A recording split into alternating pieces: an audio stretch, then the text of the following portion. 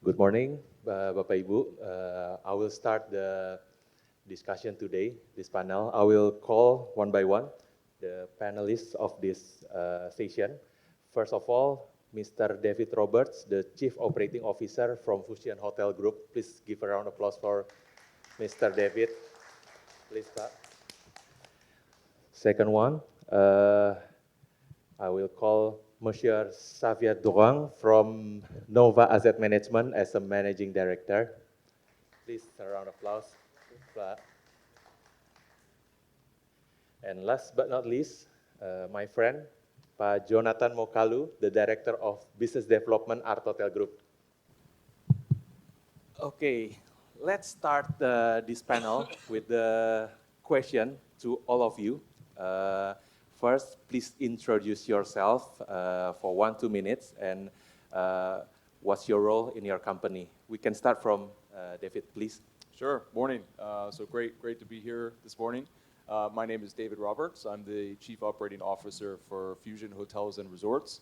We're a wellness-focused, Vietnam-based company. We have 24 hotels across Vietnam and Thailand, ranging from mid-scale hotels all the way up to luxury wellness resorts. Thank you. David, please.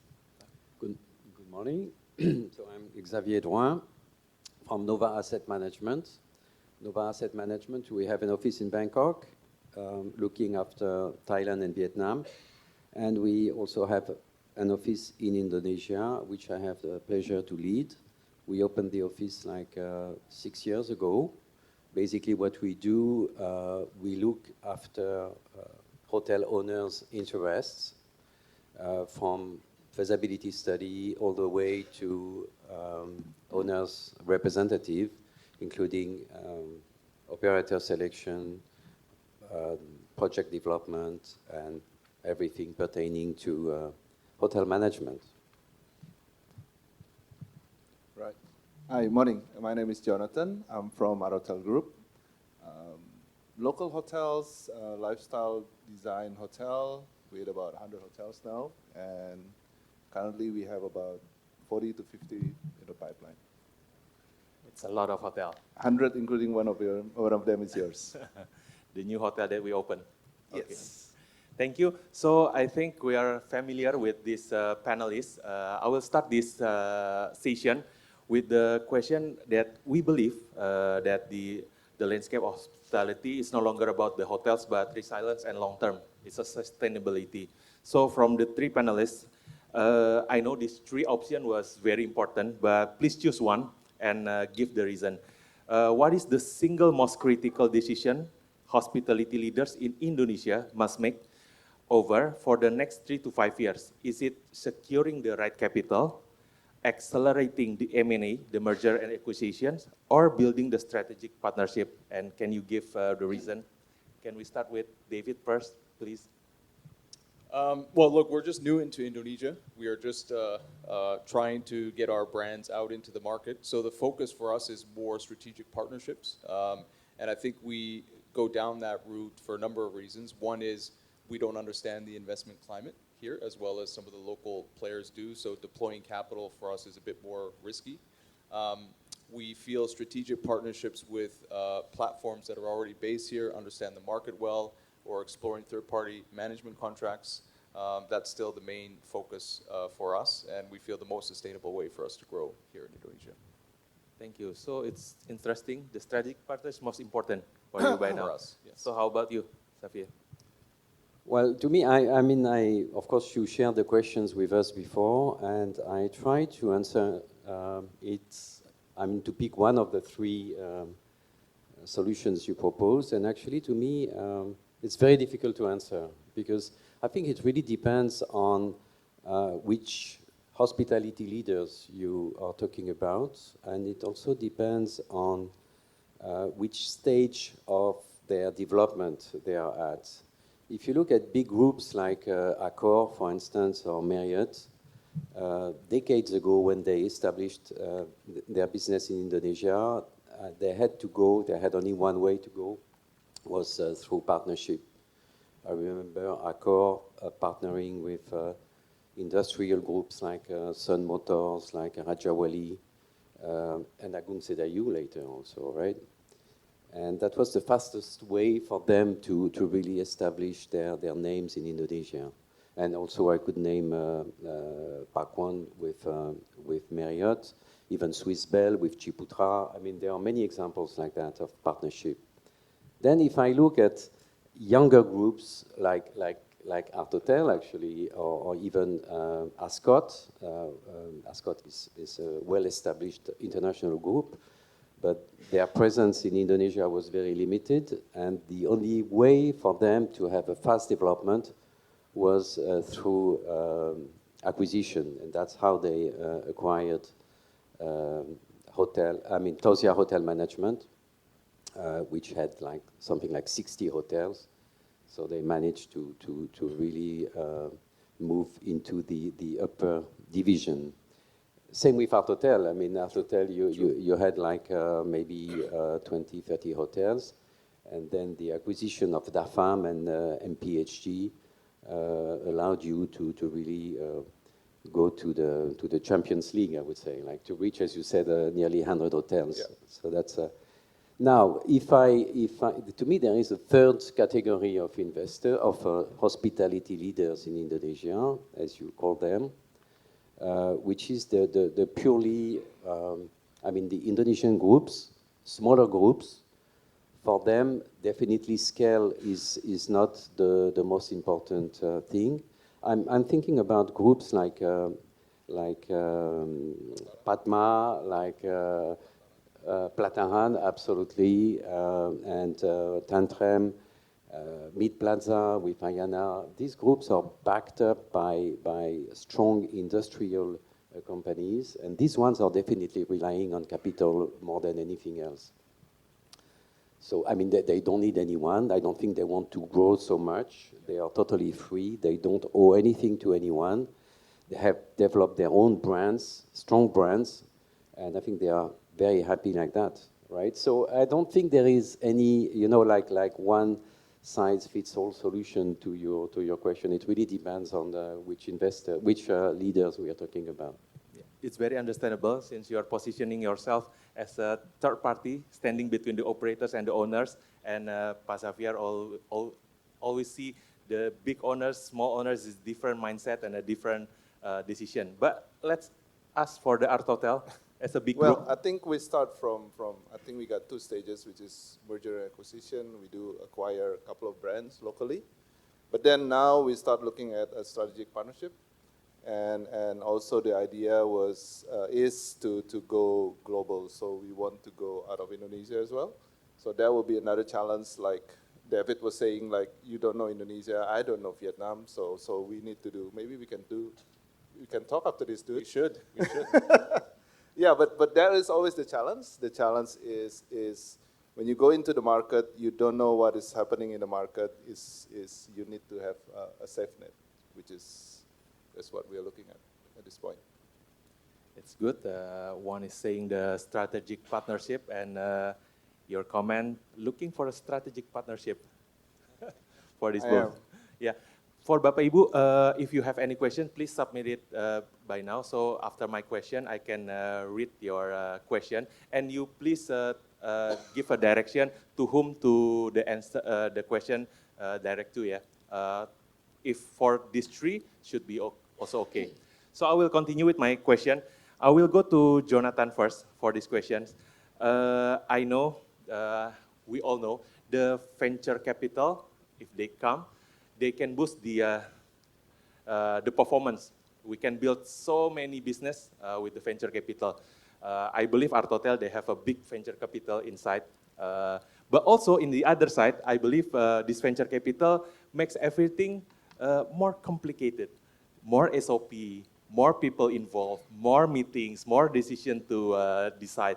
So in which area, in which point that this venture capital or the partnership can boost your performance, but in some point also makes the agility is become challenging on your experience? Well, based on my experience, yes, you're right. The money is there, but we then start acquiring a couple of brands. But now, I mean, not now, but before that, after that is playing catch up, because then you need to start integrating with different brands, different cultures, and as well as different owners. So that itself, you need to build up your team as well. So money is there, but then at the end, it's all about integration and how do you integrate with the team. That will be the challenge that we're facing. So you're saying money is not everything in this. Money is everything, but I need to integrate them. So money is still everything. I believe so. I think, isn't it? Yes, it is. It is. That's for sure. So, but David, do you have a venture capital inside or partnership, a big, you have experience? We don't have venture capital, but that being said, we had ownership from a venture capital firm, and again, I think similar. The money's there, however, the level of thinking behind how to deploy that capital is very different between a venture capitalist firm and what hoteliers envision and what hoteliers want, right? So I think there's also an element of, if you're going to bring venture capital into your business, there's an education process for them to understand how that business operates and what the priorities should be and how to deploy capital to most effectively grow and expand. And sometimes there's always some difference of opinion. And so I think that that's the main challenge. So even though we haven't had VC, we were private equity owned. And so we went through some of those same challenges. Interesting. I will ask Xavier, do you have any experience dealing with the owner that before a single owner, but then they come to a venture capital, a big partnership, so it's become more complicated? Because from this both two, we can I can get the sense about the fresh money coming with the term and condition. So There's always the devil in the detail, dude. Yeah, definitely. I mean, I was fortunate enough to, since I'm in Indonesia, which is like 12 years, I've been involved directly or indirectly into like 3 different mergers, right, and acquisitions. It's actually acquisitions. I mean, we call them M&A, but it's always acquisition, right? There is always a big guy acquiring a smaller one, right? And in all 3 cases, I'm not going to mention any names because 2 of them were my clients, right? So I will not reveal any names.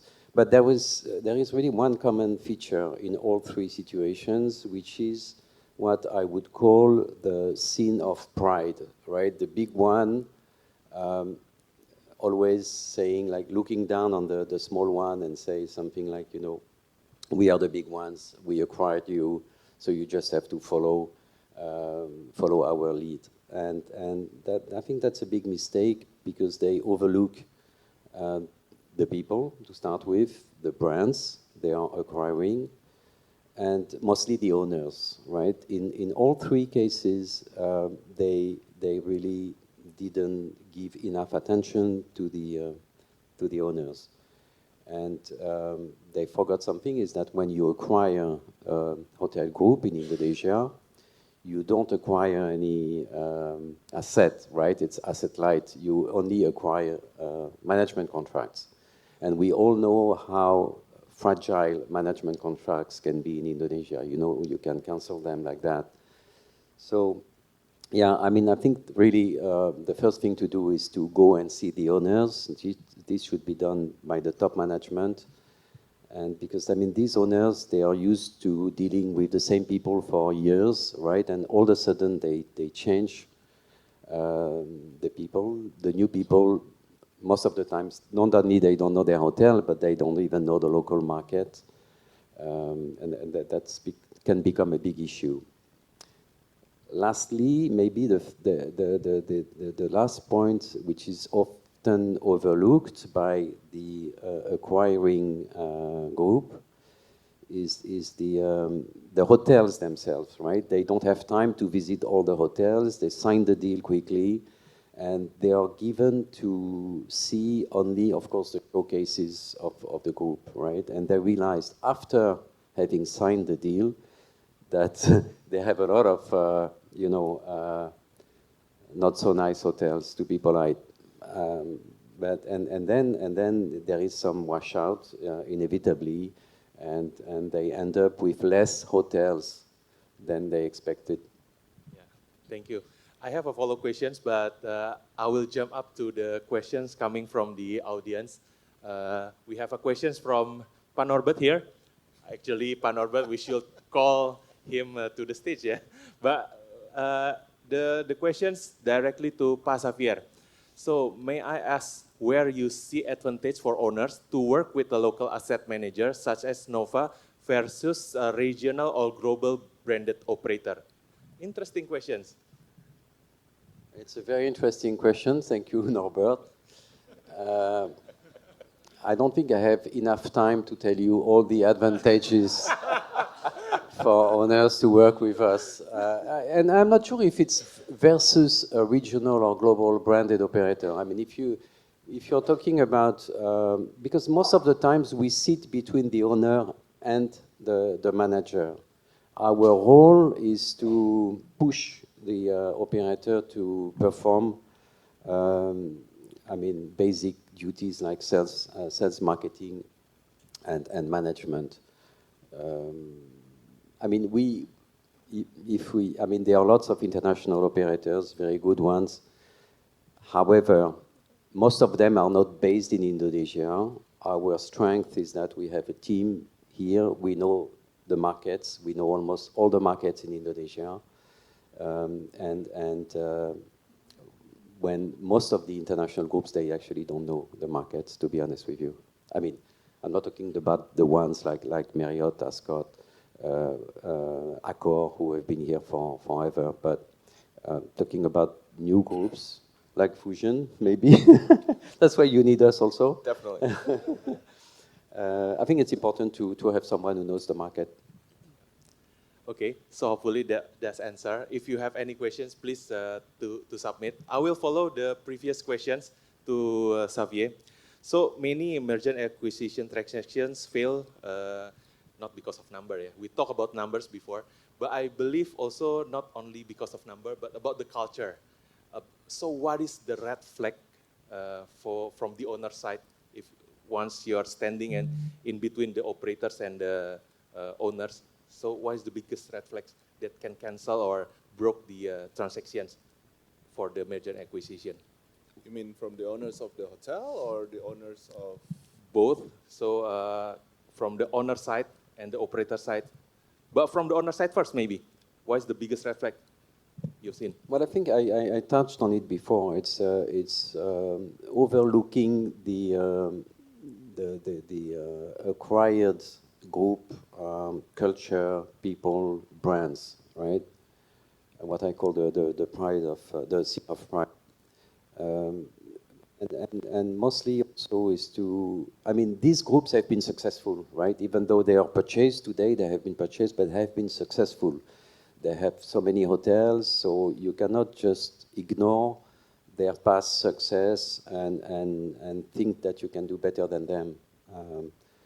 I think that's really. I think also on acquisition and M&A, I think the strategy is not really on. Maybe it's not only to build up number of hotels, but it's more to a different strategy on it, isn't it? Yeah. I mean, we went through it during my days at Onyx, where we acquired a brand called Shama, and we did it for two reasons. One, we didn't have a service department brand, and two, we had no presence in China and Hong Kong where they were strong.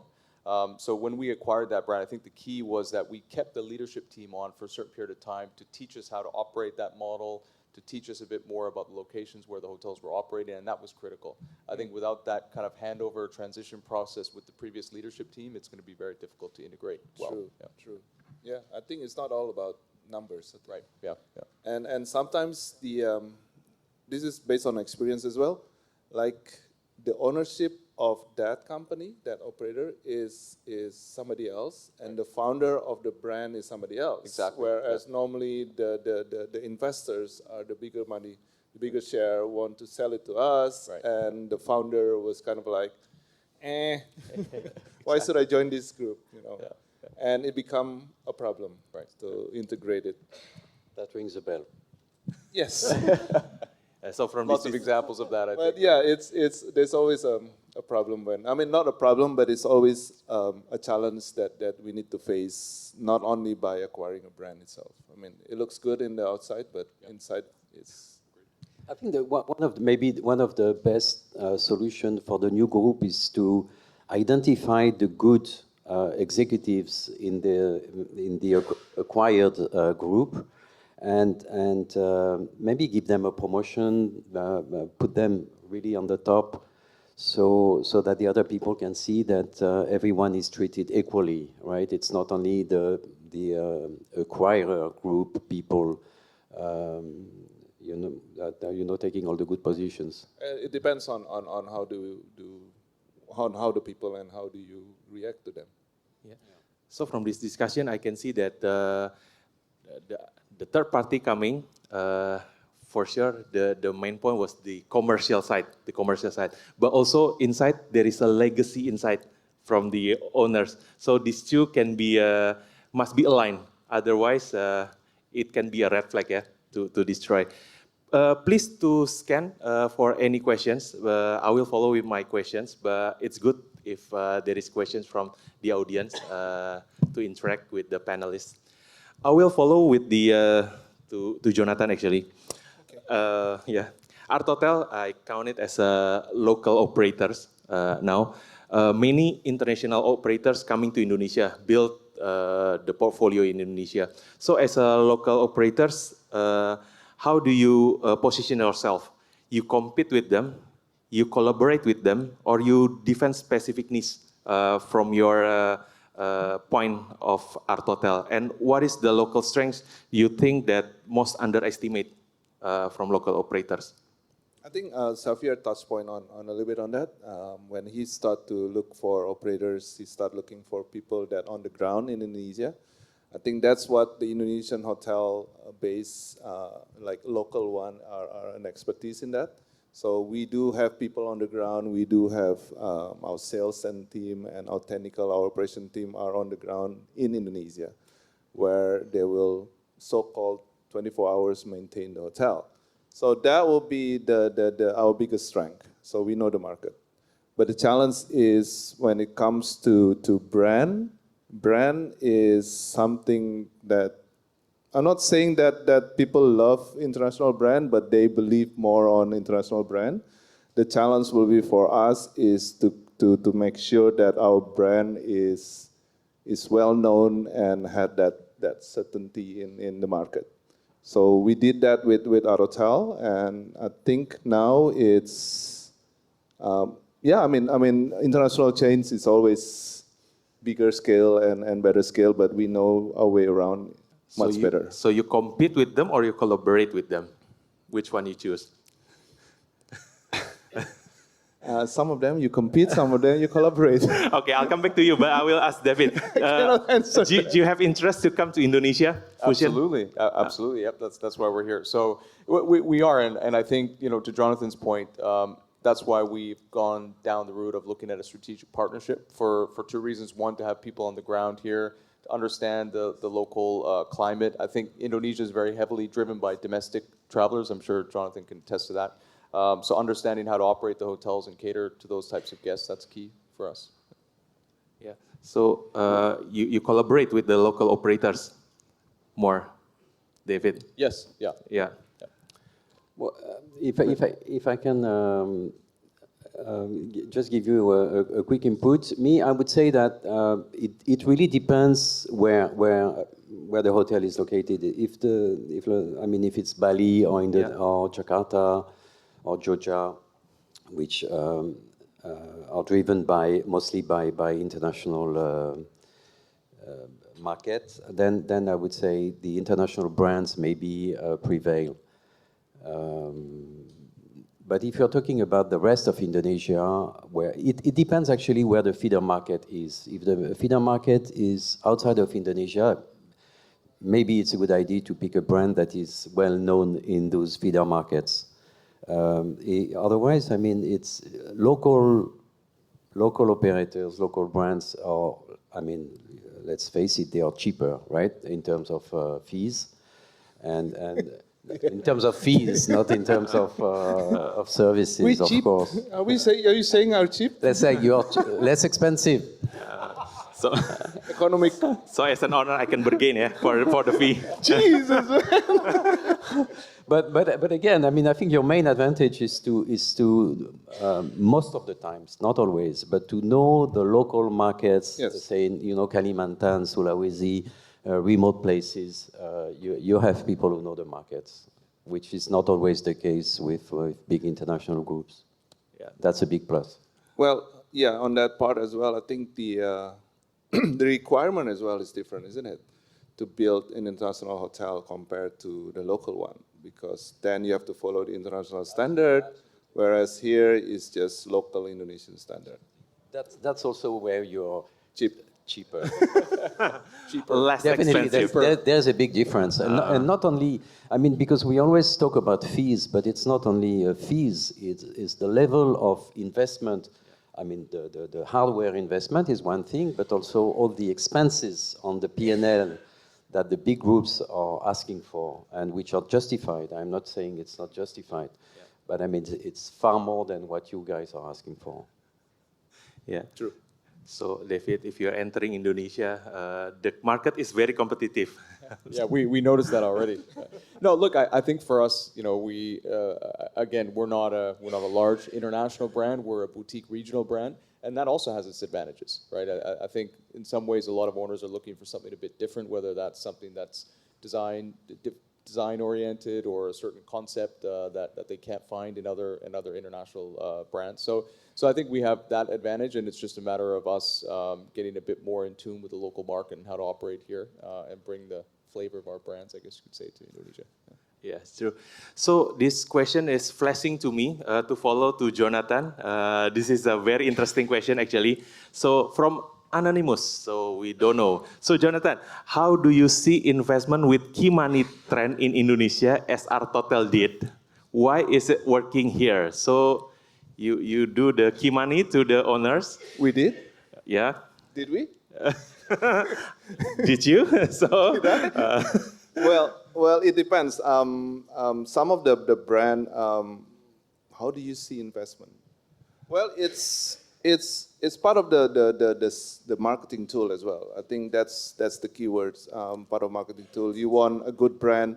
You want a good hotel in Jakarta, and competing with the rest. Then yes, key money sometimes is needed. Sometimes you need that money to renovate the hotel, but again, it's not sustainable, to be honest with you. Not sustainable. Yeah, but well, I mean, yes and no, but key money is everybody is doing it now. I think we've seen some China company are doing it as well through leasing. I don't know. Is it happening in Vietnam as well? It's happening in Vietnam as well. Right. Right. But the one thing I always say to owners is that key money is not always cheap, right? Because if you want a brand to put in key money, the chances are the brand's going to be very, very hesitant to negotiate on fees, and that has a much longer term impact to the owner's P&L than a short term influx of cash. So as Jonathan said, I think we do it also in Vietnam on a case by case basis, but from an owner standpoint, it's maybe not always the best. Not always the best model. Yeah, but I'm wondering from your point of view, Xavier, your point of view, did you suggest the owner to get the key money, case by case, of course, but which case? It's positive.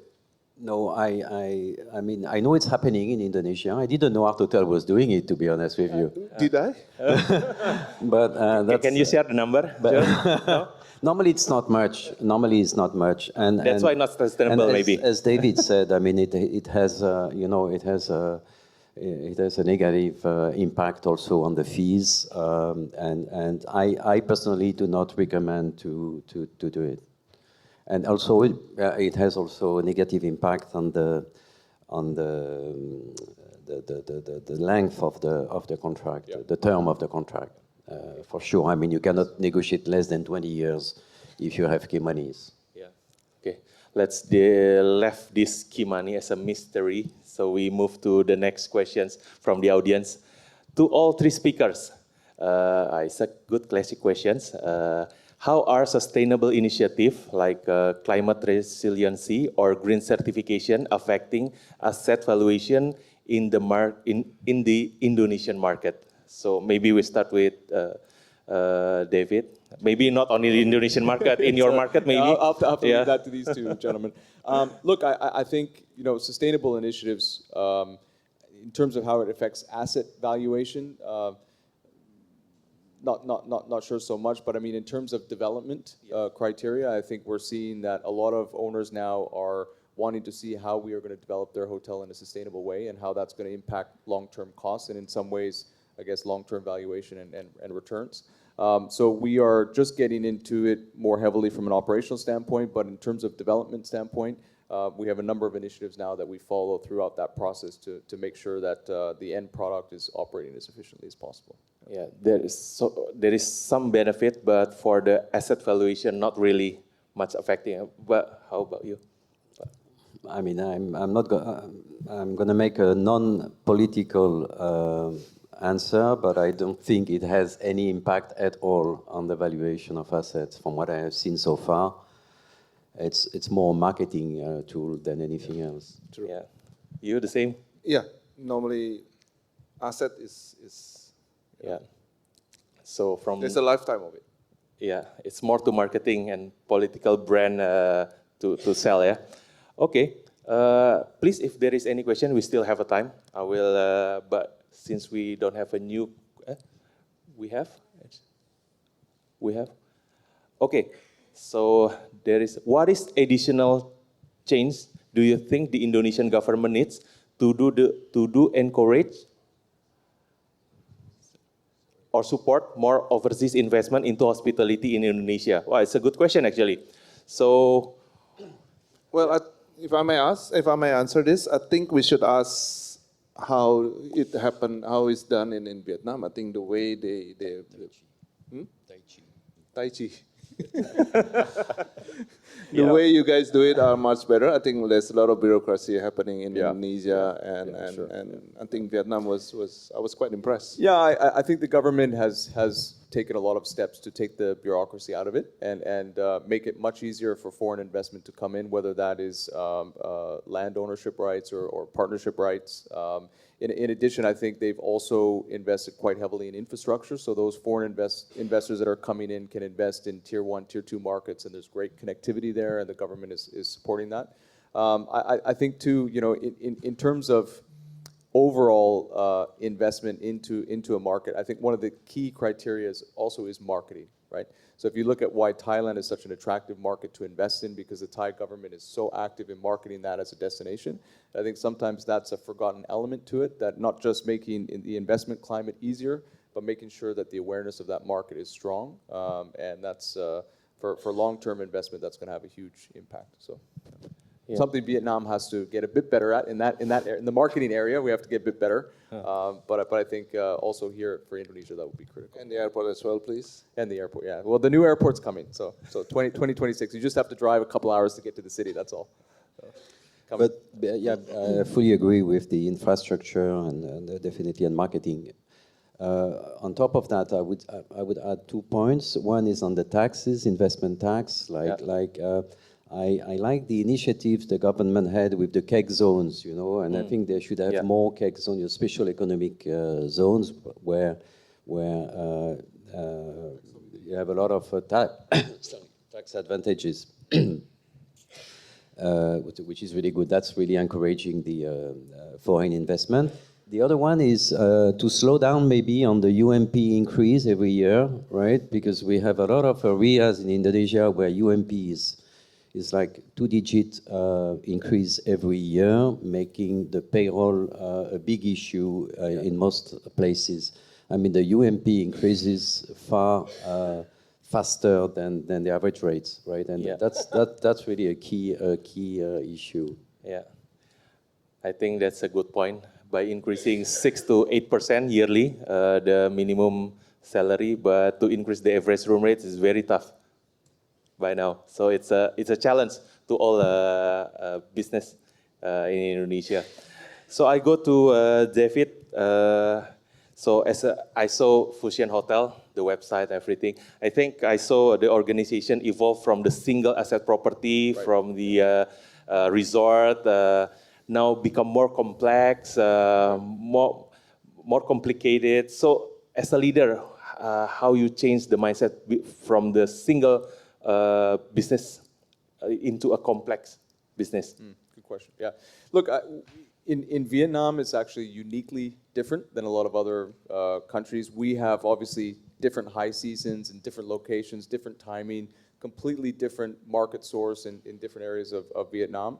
So I think first and foremost, when you're growing or you're expanding, it's understanding in that location or new destination, what do you need to support, whether that's going after a different type of customer segment or whether that's operating the property in a different way. So I think even just within Vietnam, we've learned as to how to adapt and adjust. And then when you go outside of Vietnam, when we acquired the Glow brand in Thailand 5-6 years ago, we had to learn a completely new market and we had to set up a satellite office. So I think it's making sure you understand where you're going and making sure that you put the right support in place to service those properties. That's been the key for us, and I think we'll do the same thing here in Indonesia. Yeah, that's a good point. We have a very limited time. I think I better to read the question from the audience. I think this is to three of you. Yeah? How are hotel in service-driven economics like Indonesia improving EBITDA margins? How have investor expectation evolved with the new technologies for efficiency? So I think we start with Jonathan first, please. How do we improve EBITDA? Yeah, it's a good question. It is. I'm waiting for the answer. Drive the top line. I think so. Yeah, the first thing, of course, technology is very important now. I think the use of, I don't know how advanced our AI in for hotel industry, but I think we start seeing that this happening since last year. That will help improve. But of course, the problem the challenge with hotel industry is the service, right? So you need people, you need services, and that need to be maintained. But reduce taxes. Yeah, that's one way to do it. Well, there's a lot of things we're talking about EBITDA, so this is below the GOP, right? Yeah. So there's a lot of things that you can play around with. Yeah, but I think investors' expectation on new technologies are like most of the hotel owners in here are first-time owners. Some of them are big companies, but most of our clients are first-time owners. And all they think about is, well, there's always two things that they're looking at. One is either you go for prestige, because it's always being a proud that own a hotel, or the hotel business as your moneymaker or your continuing revenue coming in. So that's two different things. So a bit new technology doesn't really swing on that part. Knowing them, it's more at looking at, is my hotel good in the market or not? Is it well received in the market or not? Or how much money can you make for me? At the end of the day, technology is just assisting you to do it better. Yeah. I will go to David first. Sorry, Okay. I would actually also agree with everything Jonathan said, but I'd also bring it back one step. From an investment standpoint, do you have the right product for that market, right? Some markets can't support luxury hotels, and so making sure that from an investment standpoint, are you investing, are you leasing, is the model right?